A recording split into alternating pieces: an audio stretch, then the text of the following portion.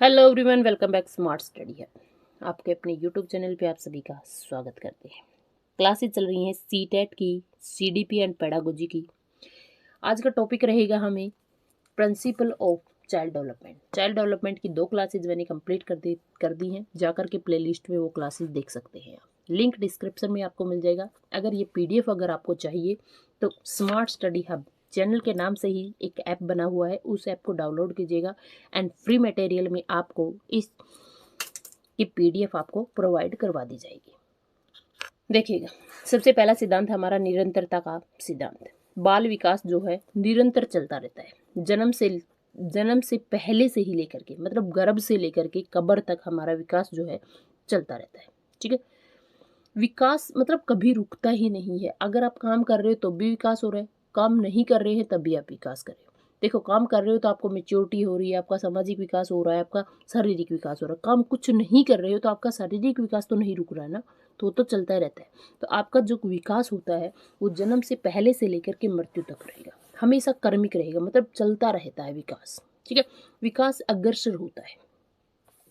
फिर आता है विकास विभिन्नता का सिद्धांत। विभिन्नता का सिद्धांत क्या होता है? हर इंसान अपने रूप में अलग अलग होता है, डिफरेंट डिफरेंट होता है। ठीक है ना, तो कोई इंसान कहीं किसी वे में अलग होता है, कोई भी इंसान जो है, मतलब हर इंसान अपने आप में एक यूनिक होता है। ठीक है, तो व्यक्तिगत भिन्नता का, जैसे जैसे लोग भिन्न भिन्न होते हैं उसी तरीके से भिन्न भिन्न टाइप से ही उनका क्या होता है, विकास होता है।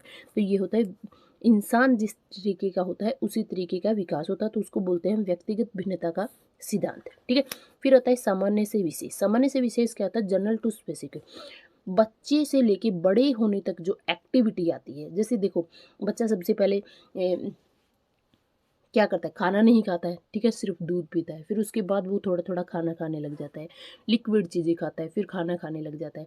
फिर शुरू में बच्चा क्या करता है? चल नहीं पाता है, ठीक है, फिर थोड़ा थोड़ा रेंगता है, फिर वो थोड़ा थोड़ा चलने लग जाता है, डरता है चलते हुए, ठीक है ना, फिर उसके बाद वो दौड़ने लग जाता है। तो वो क्या होता है कि जर्नल चीज़ से लेके एक स्पेसिफिक, जब बच्चा जो होता है, जब बच्चे से लेके एक बड़ा इंसान बन जाता है, उसकी जो एक्टिविटी होती है, ठीक है ना, तो उसकी एक्टिविटी एक स्पेशल जोन में चली जाती है। ठीक है ना, जनरल टू स्पेसिफिक उसको हम बोलेंगे।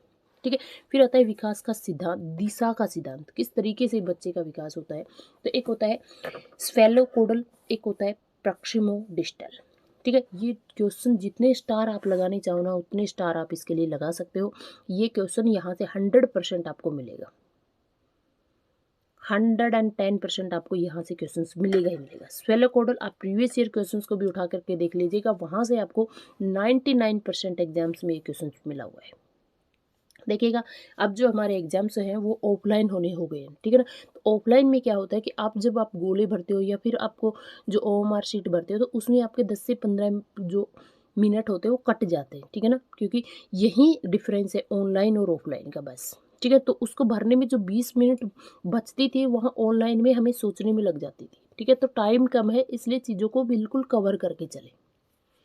फिर होता है सिरोपादीय, ये होता है स्फेलोकोडल। स्फेलोकोडल होता है सिरोपादीय मस्तिष्क, मस्तिष्क अधोमुखी। ठीक है, सिर से लेके पैर तक, सिर से पैर की ओर जो विकास होता है उसको बोलते हैं स्फेलोकोडल।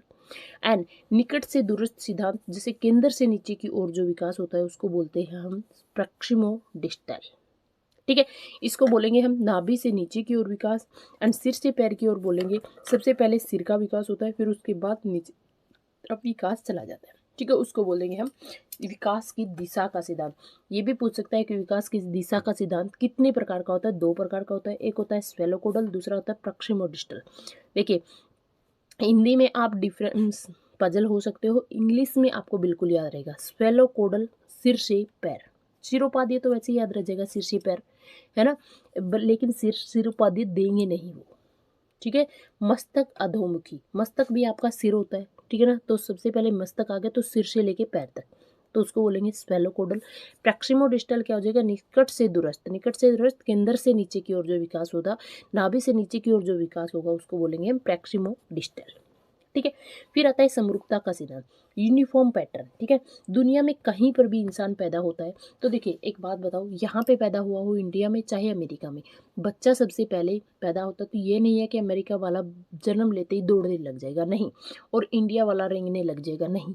जो कहीं पर भी बच्चा पैदा हो, जो उनकी जो एक्टिविटी होती है ना शुरू, वो सबकी सेम होती है। शुरू में बच्चा पैदा होगा, फिर उसके बाद क्या होगा, मतलब थोड़ा थोड़ा रेंगेगा, फिर थोड़ा धीरे धीरे चलेगा, फिर दौड़ेगा, ठीक है ना। ऐसा ही हर जगह होता है। तो ऐसा नहीं है कि चाइना वाला आते ही रॉकेट चलाने लग जाएगा, ऐसा नहीं है, ठीक है ना। तो हर जगह जो है यूनिफॉर्म पैटर्न से ही बच्चे का विकास होता है। तो इसको बोलते हैं हम समरूपता का सिद्धांत। फिर आता है स्वाभाविक फीचर। हर एक अवस्था में अपना एक स्वाभाविक फीचर होते हैं, अलग अलग प्रकार के होते हैं, उसको बोलेंगे हम स्वाभाविक। स्वाभाविक में आप ये भी लगा सकते हो, हर इंसान का स्वभाव जो है डिफरेंट होता है, यूनिक होता है, ठीक है ना। तो वो अपने स्वभाव से ही, अपने व्यवहार से ही जाना जाता है, ठीक है। तो उसको बोलते हैं स्वाभाविक फीचर सिद्धांत। क्लियर। देखिए मेरी आदत नहीं है बिल्कुल भी, मैं पढ़ाते टाइम मेरा ध्यान ही नहीं जाता है बातें करने का, मैं जब पढ़ाने लग जाते तो आप उसी जोन में आ जाते हैं, ठीक है। क्लासेस कैसे लग रही है मुझे ज़रूर बताइए कमेंट करके, एंड अगर सही लग रही है, समझ में आ रही तो कंटिन्यू रखें। और मैं आपको 15 तारीख क्या 10 तारीख से पहले ही आपकी CDP कवर करवा दूँगी। मैंने इसीलिए क्लासेस ये कंटिन्यू नहीं रखी क्योंकि CDP जो है इतनी ज़्यादा टॉपिक्स है नहीं। अगर आप करने लग जाओ तो 10 दिन में आप CTET को कवर कर सकते हो, 10 दिन में। जब मैंने एग्ज़ाम दिया था मैंने ओनली 10 डेज़ में स्टडी की थी। एंड आप ये सोच रहे हो ना एग्ज़ाम आ गया, एग्ज़ाम बर्डन मत होने दो दिमाग के ऊपर, आप एग्ज़ाम को आराम से कवर कर सकते हो। CTET एक ऐसा एग्ज़ाम है जिसको आप ईज़िली क्लियर कर सकते हो, बस। लेकिन 10 दिन आप दिन रात एक कर दो, उस सभी टॉपिक्स में से गुजर जाओ, पढ़ो उतना ही जितना एग्ज़ाम ओरिएंटेड हो। ज़्यादा पढ़ने का क्या दिखाना चाहते हो आप? आपको एग्ज़ाम क्लियर करना है ना। अब एक इंसान होता है कि सारे दिन पढ़ता रहता है, उसकी डायरेक्शन सही नहीं होगी, तो आप वो कंप्लीट कवर नहीं कर पाएगा, ठीक है ना। इतना पढ़िए जो एग्ज़ाम ओरिएंटेड हो और आपका एग्ज़ाम पास हो जाए, बस।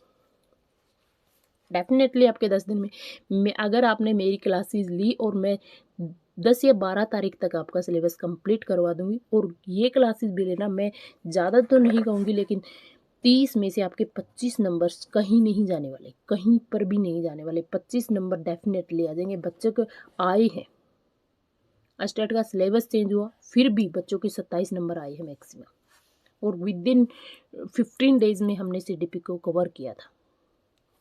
वो तो सिलेबस इन्होंने चेंज करके दे दिया तो हम उस टॉपिक्स में उलझ गए थे, अदरवाइज ये क्लासेस तो हमने 10 दिन में कवर कर ली थी। अभिवर्ती एवं अधिगम का सिद्धांत क्या होता है? Maturity and learning.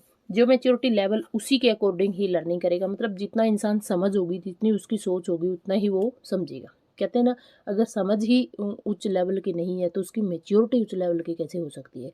तो जैसे उसके सीखने का तरीका होगा उसी तरीके की उसकी क्या होगी, मैच्योरिटी होगी। क्लियर। एक होता है एकीकरण का सिद्धांत। एकीकरण के सिद्धांत में क्या होता है? Theory of integration, that is very important. ये भी बहुत बार आती है कि बॉडी के पार्ट्स एंड सब पार्ट्स का सबका प्रयोग जो डिफरेंट डिफरेंट तरीके से हम करते हैं, प्रयोग करते हैं। सबसे पहले बच्चा क्या करता है? एकीकरण का सिद्धांत मैं बताती हूँ। जैसे हमने क्या किया, एक कप लिया, छोटा बच्चा उस कप को क्या पकड़ेगा? दोनों हाथों से पकड़ेगा, ठीक है ना। जैसे जैसे इंसान बड़ा होने लग जाता है, मैच्योर होता है, जैसे जैसे उसके सब पार्ट्स का यूज करने लग जाता है, जैसे बॉडी के पार्ट्स का, जैसे छोटा बच्चा दोनों हाथों से कप को पकड़ता है, वैसे बड़ा इंसान सिर्फ 2 उंगलियों से कप को पकड़ लेता है। तो यही होता है एकीकरण का सिद्धांत। क्लियर। फिर आता है विकास रेखीय ना होकर के वर्तानुकार होता है। वर्तानुकार रेखीय ना मतलब एक जैसा विकास नहीं होता है। कभी इंसान ज़्यादा सीखता है, कभी कम सीखता है, कभी इंसान अपने स्वभाव में, अच्छे स्वभाव में होता है, कभी गुस्से में होता है, कभी इमोशंस आ जाते हैं।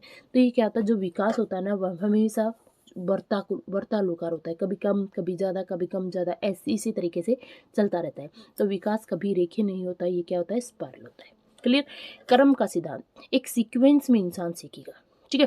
तो ये जितनी बार कहूँ ना उतना कम है, ये कर्म का सिद्धांत, इसको ध्यान रख लेना आप, ठीक है। देखिए इसको मैं थोड़ा डिटेल में करवा देती हूँ। ये पे देखिएगा, देखिए जैसे हम भाषा को सीखते हैं, सबसे पहले इंसान क्या करेगा? पहले सुनेगा, ठीक है। सबसे छोटा बच्चा होता है, बोल नहीं पाता, वो सिर्फ सुनता है सबकी। फिर थोड़ा थोड़ा वो बोलने लग जाता है। फिर जैसे ही बोलने लगेगा मम्मी कहेगी चल पढ़ ले, फिर उसको पढ़ना शुरू कर देंगे, फिर कहेंगे चलो लिखना शुरू कर दो, ठीक है। तो LSRW, ठीक है। अब आता है इन्हीं में ही एक होता है विचारों को ग्रहण हम किस तरीके से करेंगे, उसको बोलते हैं रिसेप्टिव स्किल या गृहीत कौशल। हम दूसरों को बताएंगे कैसे, प्रोडक्ट किस तरीके से करेंगे, कुछ नहीं है, बस थोड़ा सा दिमाग लगाना है कि हम ग्रहण कैसे करेंगे। भाई सुन के करेंगे या पढ़ के करेंगे। अब तुम जो ये इस क्लास को देख रहे हो, या तुम मुझे सुन रहे हो, या फिर जो लिखा हुआ है उनको पढ़ रहे हो, ठीक है, तो आपके ग्रहण विचारों को ग्रहण हो रहा है, ठीक है। रिसेप्टिव किस तरीके से आप सुनोगे, ठीक है। आप बोलते ही जाओगे, सामने वाले की बातें आपके कुछ सुनाई देंगी, कुछ नहीं सुनाई देंगी, तो आप ग्रहण नहीं कर पाओगे। क्लियर। अगर आपके मन के विचार हैं, कुछ चीज़ें हैं आपके अंदर, तो आप किसी को क्या बताओगे, या तो बोल कर बताओगे या लिख कर बताओगे। तो आपके प्रोडक्टिव स्किल होंगे स्पीकिंग एंड राइटिंग, और रिस्पेक्टिव स्किल होंगे आपके गृहीत कौशल होंगे लिसनिंग एंड रीडिंग। क्लियर। समझ में आ गया। उम्मीद है आपको ये सब क्लासेज समझ में आ गई होंगी। और ये था हमारा चाइल्ड डेवलपमेंट, और चाइल्ड डेवलपमेंट की कंप्लीट क्लासेज हमने कवर करवा दी हैं। इतना ही टॉपिक था, थोड़ा सा बड़ा टॉपिक था, इसलिए हमने 3 क्लासेज में इसको कवर किया है। बाकी की क्लासेज भी आपको बहुत जल्दी देखने को मिल जाएंगी। चैनल पे नई है तो सब्सक्राइब कीजिएगा एंड क्लासेज को ज़्यादा से ज़्यादा शेयर कीजिएगा, ताकि ज़्यादा से ज़्यादा बच्चों का हेल्प हो सके। मिलते हैं नेक्स्ट टॉपिक में, तब तक के लिए जय हिंद, जय भारत।